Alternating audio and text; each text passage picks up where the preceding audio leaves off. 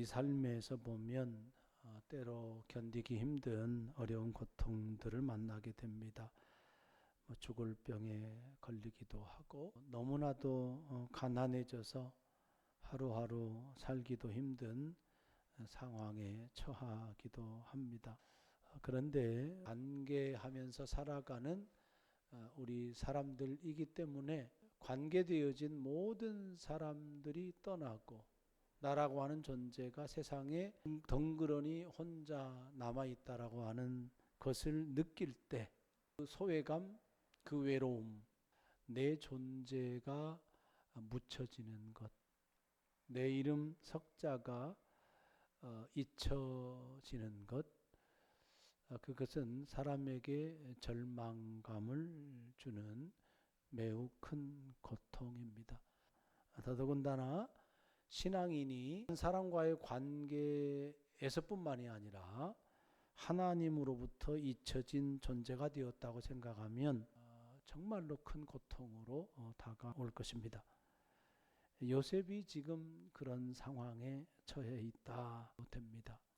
보디발의 집에서 너무나도 성실하게 일을 했고 보디발에게 인정을 받았지 않습니까? 그런데 보디발의 아내가 누명을 씌워서 결국은 죄수 신세가 되어가지고 감옥에 갇힌 존재가 되어져 버렸습니다. 어렸을 때 꾼 그 요셉의 꿈도 사실은 감옥에 갇혀버린 거죠. 하나님으로부터 주어진 꿈인데 그 꿈조차도 감옥에 갇혔으니 요셉의 입장에서는 하나님이 나를 잊었나 그런 생각도 해볼 법합니다. 불확실한 미래의 상황 가운데 갇혀있는 요셉이다. 그럼에도 불구하고 그 옥중에서 새로운 만남이 생기게 됩니다. 바로 왕의 술 맡은 관원장과 떡 굽는 관원장입니다. 이 두 사람은 왕의 먹거리를 책임지고 있습니다. 왕의 생명과 직결되어지는 너무나도 중요한 직책을 맡고 있었고 왕의 총애를 받았기 때문에 그 직책을 수행을 했을 것입니다. 그런데 이들이 죄수 신세가 되어져서 요셉이 갇혀 있는 그 감옥에 갇히게 되어집니다. 그래서 요셉과 만나게 되어집니다. 요셉은 이들에게서 잠시나마 탈출이라고 하는 그 희망의 끈을 발견하게 됩니다. 그래서 당신이 잘 되시거든 나를 생각하고 내게 은혜를 베풀어서 내 사정을 바로에게 아뢰어 이 집에서 나를 건져 주소서. 술 맡은 관원장에게 간절하게 부탁하는 요셉의 모습입니다.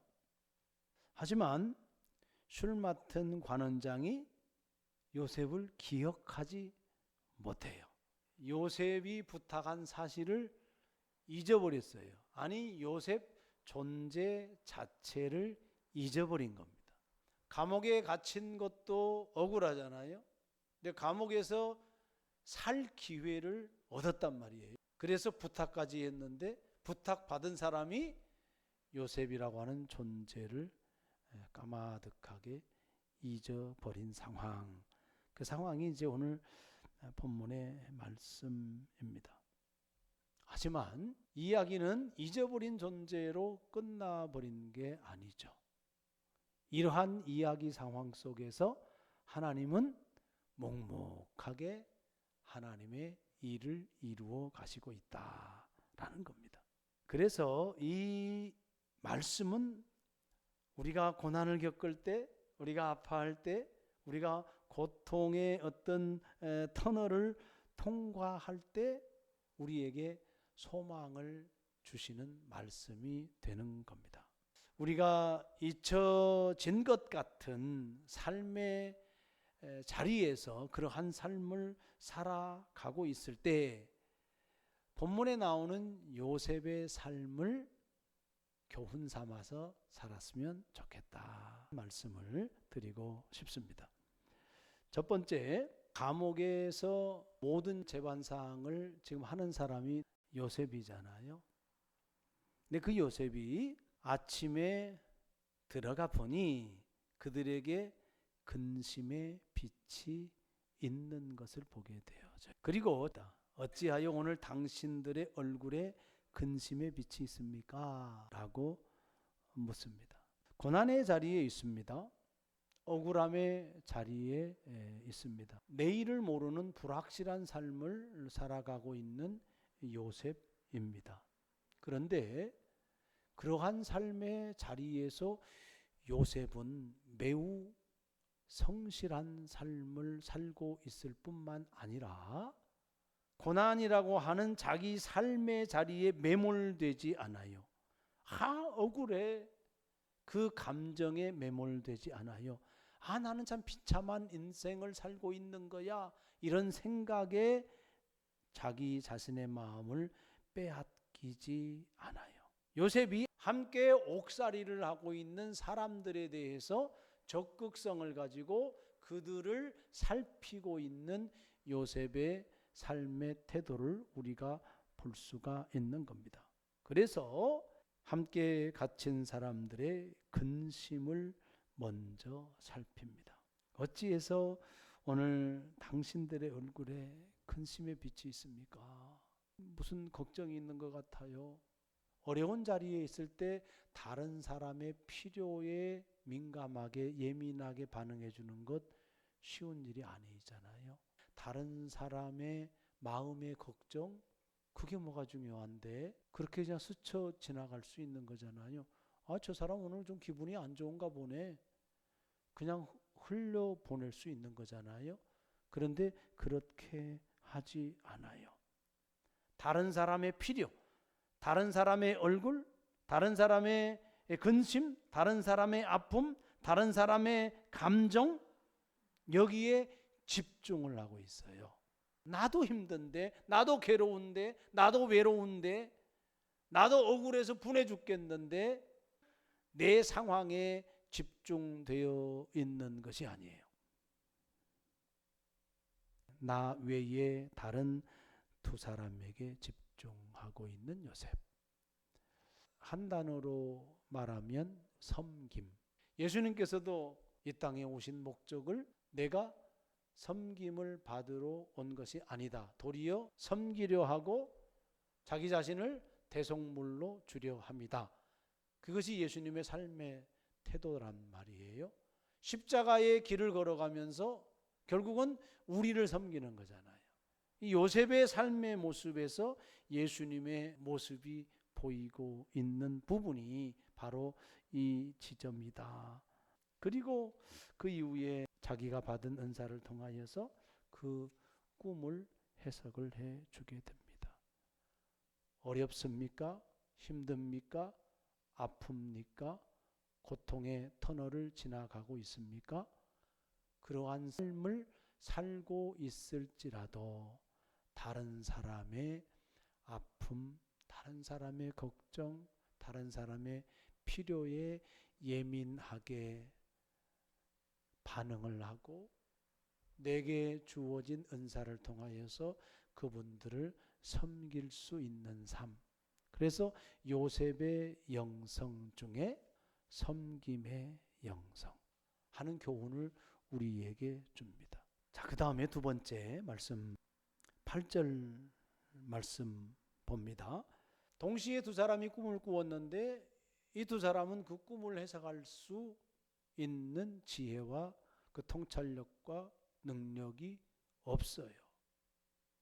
그러니까 그 짐을 한 거 아니겠습니까? 요셉이 말하기를 그 꿈을 내게 말씀을 해주십시오. 내가 그 꿈을 해석해 드리겠습니다. 이렇게 말하는 것이 아니고 그 꿈의 해석은 누구에게 있다는 거예요? 하나님께 있다는 거예요. 우리가 이것을 생각해 볼 수 있는 것은 감옥 생활을 하는 요셉에게서 삶의 중심, 생각의 중심, 다시 말해 상황을 판단하고 상황을 해석하는 중심에 하나님을 두고 있는 거잖아요.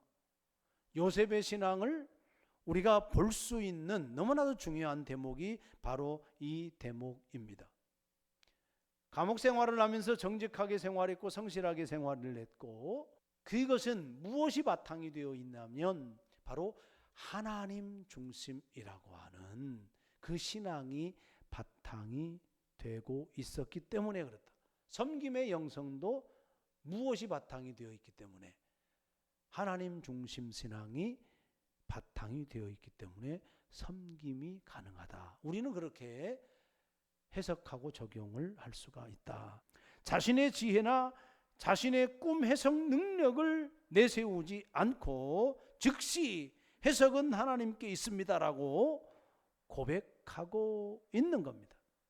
확고한 요셉의 신앙이 드러난 거죠. 우리의 삶 속에서 우리가 이해되지 못하는 상황, 이해할 수 없는 어떤 일들, 그래서 그러한 것 때문에 어떤 고난이 닥치고, 그렇게 했을 때 그러한 것을 무엇에 중심을 두고 해석할 것인가? 여러분, 삶은 해석이거든요. 내가 해석을 하고 선택을 하는 거거든요. 그것이 우리의 인생입니다. 중요한 것은 뭐냐면 내 경험과 내 지식과 세상적인 방법과 세상적인 지식을 동원하여서 어떤 삶을 해석할 것인가, 아니면 그 해석의 근거를 하나님께 두고 해석의 능력을 하나님께 두고 그렇게 살아갈 것인가. 어떤 사람은 자기 삶을 해석하기 위해서 점을 치잖아요. 어떤 사람들은 신령한 사람을 찾아가기도 하잖아요. 점을 쳐도 사람을 의지하는 거고요, 신령한 사람을 찾아가도 그 사람을 의지하는 거잖아요. 신령한 사람을 찾아가서 길을 안내해 주면 참 좋을 것인데, 자기 자신이 답이 되어져서 이게 옳다라고 하면 참 그 위험하잖아요. 여러분, 우리가 당하는 고난에 대해서 섣불리 그것을 해석하는 것 조심할 필요가 있습니다. 가끔 성도들이 당하는 고난을 목회 경험 속에서 자주 경험합니다. 참 조심스럽거든요. 생각하는 바가 있죠. 뭔가 느낌이 있고 뭔가 통찰하고 그렇게 판단되어지는 부분들이 있단 말입니다. 그러나 그건 내 주관적인 거잖아요. 목회자의 주관적인 거란 말이에요. 그랬을 때 어떻게 권면할 것인가, 이게 참 고민이 많이 되는 지점입니다. 요셉에게서는 꿈을 해석하는 분명한 은사가 주어져 있음을 우리는 성경을 통해서 확인할 수가 있어요. 그런데 이것을 고스란히 내가 요셉이 되어져서 상대방의 꿈, 상대방의 고난, 상대방의 역경을 요셉이 이렇게 해석했으니 나도 이렇게 해석해, 이거 위험한 거잖아요. 그래서 참 조심스러운 겁니다.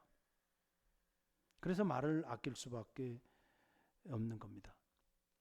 중요한 것은 뭐냐면 오직 하나님께 있다. 굉장히 추상적인 거지만 우리가 이렇게 하나님의 말씀이 뭐라고 하는지 좀 묵상하고 살펴볼 필요가 있습니다. 내가 살아온 삶들을 보면서 이런 고난이 왜 나에게 주어졌는지 하나님의 말씀 안에서 한번 성찰해 보세요. 이 권면이 좋은 거예요. 자기를 돌아볼 거 아니에요. 하나님 앞에 나 자신을 세워서 하나님의 말씀이 주어지는 대로 나를 관찰하고 나를 통찰하고, 그래서 하나님의 뜻을 발견하고, 그러한 하나님의 뜻을 분별하고 하나님의 인도하심을 또 분별하는 지혜는 결국은 하나님의 말씀으로 계속해서 나날들을 내가 비춰볼 수 있는 것, 그게 가능한 거거든요. 그래서 여러분, 그 하나님의 뜻이라고 하는 책 또 하나님의 인도하심이라고 하는 책들이 제럴드 시처 가진 그런 책들이 있습니다. 그런 책들을 보면 답이 사실은 잘 주어지지 않는 거예요. 왜? 우리가 어떻게 답을 지어낼 수가 있어요? 중요한 것은 내가 살아온 시간들, 삶의 상황들을 어떻게 해요? 하나님의 말씀에 비추어서 잘 보라는 이야기예요. 시간을 두고 그리고 하나님 앞에 기도하면서 하나님의 인도하심을 구하면서 내가 주장하기 이전에, 내 경험을 주장하기 전에, 내 지식이나 세상적인 방법에 의존하기 이전에 하나님 앞에 나를 세우고 하나님의 말씀과 하나님의 뜻 안에서 주어진 삶들, 주어진 역경과 고난들을 살필 줄 알아야 된다 하는 겁니다. 우리 한국 사람들은 과정에 대해서 소홀히 하는 경우가 많습니다. 그리고 뭔가를 할 때 결과만 얘기해. 하나님과의 관계 속에서도 결과가 중요한 거야. 그래서 결과주의에 빠지기가 쉽단 말이에요. 결과주의는 위험한 거예요. 과정이 중요한 거예요. 그러면 우리의 삶을 살필 때에 하나님의 말씀을 가지고 살아온 삶의 과정들을 살피는 것, 살핀다는 걸 강조드리는 겁니다. 살피는 게 중요하다. 하나님의 말씀으로 하나님의 뜻을 분별하기 위해 내 삶을 살피는 것, 그것이 오직 하나님께 하나님의 주권을 인정하는 신앙이다 라고 하는 말씀입니다. 마지막으로 요셉의 꿈은 정확했어요. 해석한 대로 됐습니다. 술 맡은 관원장은 복직이 되어져서 바로의 생일잔치에서 그 역할을 감당하는 거고요. 떡 맡은 관원장은 나무에 달려서 새밥이 되고 맙니다. 정확했습니다. 이미 요셉은 간절하게 술 맡은 관원장한테 당신이 복직일 되면 좀 나를 기억하고 내게 좀 은혜를 베풀어서 바로에게 나를 좀 얘기해가지고 나를 좀 구원해 주십시오. 내가 지금 옥에 갇혔지만 나는 옥에 갇힐 죄를 지지 않았습니다. 이렇게 너무 간청을 해놨거든요. 그런데 어떻게 됐습니까? 술 맡은 관원장은 까마득하게 요셉을 잊어버린 거예요. 아무 기억이 없는 거예요. 2년의 세월이 흘러갑니다. 요셉에게 있어서 그 2년의 세월은 결코 짧은 시간이 아닌 겁니다. 술 맡은 관원장은 망각했어요. 2년 후에 어떤 일이 벌어집니까? 바로가 꾸잖아요. 그리고 결국은 바로 앞에 누가 서게 됩니까? 요셉이 서게 됩니다. 2년이라고 하는 완전히 잊혀진 존재가 돼버린 거잖아요. 그때에는. 그런데 하나님도 잊었나? 그거 아니단 말이에요. 하나님은 기억하고 하나님은 때를 준비한 거죠. 바로왕 앞에 세울 때를 하나님은 준비하고 계신 거예요. 사람은 잊었지만, 그리고 그 잊음 때문에 요셉은 옥살이가 길어졌지만, 그러나 하나님께서 이루시고자 하는 일은 차곡차곡 준비되어져 갔다라고 하는 말씀인 겁니다. 그러니 우리가 고난의 시간, 역경의 시간을 하나님의 눈으로 보면 하나님께서 준비하는 시간이지, 이 고백, 이 신앙이 필요한 거예요. 아픔의 기간, 뼈아픈 기간, 잊혀진 기간, 망각의 시간, 이러한 모든 시간은 하나님께서 주도하는 시간이고, 하나님의 때에 하나님의 방법으로 하나님의 사람은 반드시 세워진다 라고 하는 사실을 우리가 기억을 해야 된다라는 겁니다. 그래서 요셉은 이후에 죄수의 신분에서 단숨에 애굽의 총리가 되지 않습니까? 사람은 믿을 게 못 됩니다.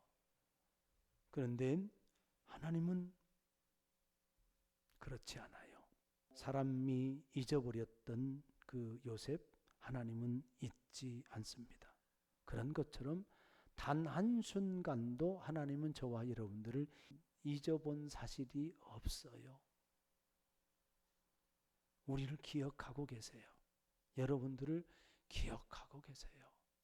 헤매일 때도, 아플 때도, 심지어는 믿음이 바닥일 때에도, 어두운 gin터를 지나서 괴로울 때에도 하나님은 우리를 잊어본 사실이 없어요. 그 어느 때인가 하나님은 우리를 기억하신 바 된 것이 증거로 나타내 보일 때가 있는 거예요. 이 사실을 믿는다고 한다면 우리는 인내해야 되고 견뎌야 되고 이겨내야 되는 거예요. 이 사실을 알고 하나님을 신뢰하며 살아가는 믿음, 그 믿음을 하나님께서 우리에게 원하신다라는 말씀입니다. 그래서 말씀의 결론은 기억하시는 하나님을 신뢰하며 살자라고 하는 말씀입니다. 고통에 갇히지 않고 그 고난의 자리에서 타인의 근심을 살피며 섬기는 삶을 살았던 요셉처럼 그렇게 우리도 살길 바라고, 삶에서 이해되지 않는 모든 역경의 해석이 오직 하나님께 있음을 고백하고 하나님의 말씀 안에서 내 삶을 성찰하고 하나님의 뜻을 분별하는 삶을 우리가 살아야 합니다.